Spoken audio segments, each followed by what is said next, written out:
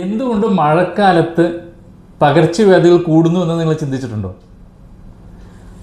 വേനലിൽ നിന്ന് പെട്ടെന്ന് മഴയുണ്ടാകുമ്പോൾ നമ്മുടെ താപനിലയിൽ മാറ്റമുണ്ടാകുന്നു, ഹ്യൂമിഡിറ്റിയിൽ മാറ്റമുണ്ടാകുന്നു, വൈറസുകൾ പെറ്റുപെരുകാനുള്ള സാഹചര്യങ്ങൾ കൂടുന്നു, തന്മൂലം വൈറൽ ഫീവറുകളുടെ എണ്ണം കൂടുന്നു.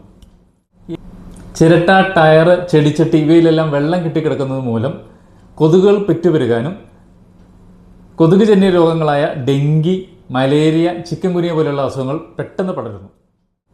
കനാലുകൾ കവിഞ്ഞൊഴുകുന്നതിലൂടെ ശുദ്ധജലം മലിനപ്പെടുകയും ടൈഫോയിഡ്, കോളറ പോലെയുള്ള അസുഖങ്ങൾ വളരെയേറെ കൂടുന്നു.